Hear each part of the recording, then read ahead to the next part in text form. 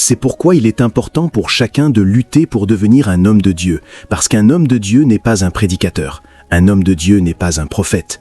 Un homme de Dieu est un porteur de l'essence de Dieu, à un degré tel qu'il représente une dispensation dans les desseins de Dieu. Ces choses sont si vitales que même les paroles prophétiques attendent les hommes.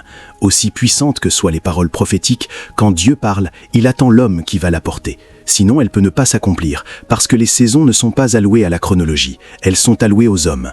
Dans Genèse 15:12, Dieu a parlé à Abraham. Il a dit « Tes enfants seront en captivité pendant 400 ans. » Il a dit « Alors l'iniquité de cette nation sera pleine, et je les ferai sortir. » Ils étaient en Égypte pendant 400 ans. Rien ne s'est passé.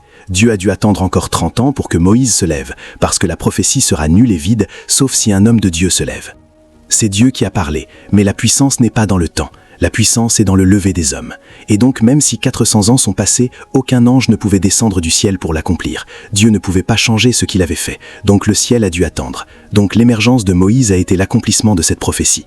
Et si un homme comme cela ne se lève pas, le ciel peut attendre encore 100 ans. Cela te montre comment les desseins divins sont exécutés. Donc, chacun assis ici, vous n'êtes pas juste des têtes, vous êtes des représentations de dispensation, vous êtes des représentants de dimension et vous êtes des représentants de desseins en Dieu. Et il y a certains desseins que si vous ne les portez pas, Dieu peut avoir à attendre encore 30 ans. C'est pourquoi, au-delà d'être un chrétien religieux, tu dois devenir l'homme de Dieu.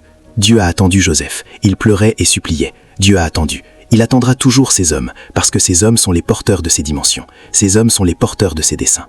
Quand tu découvres ce que Dieu fait sur terre, ce n'est pas dans un livre, ce n'est même pas dans une prophétie, c'est dans un homme. Parce que si l'homme n'apparaît pas, la prophétie attendra. Si l'homme n'apparaît pas, les principes attendront. Jusqu'à ce que l'homme apparaisse, rien ne marche. Et donc, pendant que tu es assis, la question que tu dois te poser est « Quelle dispensation est-ce que je représente ? Quelle dimension est-ce que je représente ? Je refuse d'être un homme défini par le sang et le souffle. Je représente quelque chose en Dieu. C'est pourquoi il a dit à Jérémie « Avant que tu ne sois formé dans le sein de ta mère, je te connaissais. Je t'ai sanctifié pour être prophète aux nations. » Et la dimension du prophétique que tu porteras est d'arracher, de détruire, de planter et de bâtir. Cela signifie que l'émergence des nations est un produit de l'émergence de Jérémie. Le christianisme que nous pédalons aujourd'hui est un christianisme centré sur soi. C'est pourquoi il y a peu d'hommes puissants.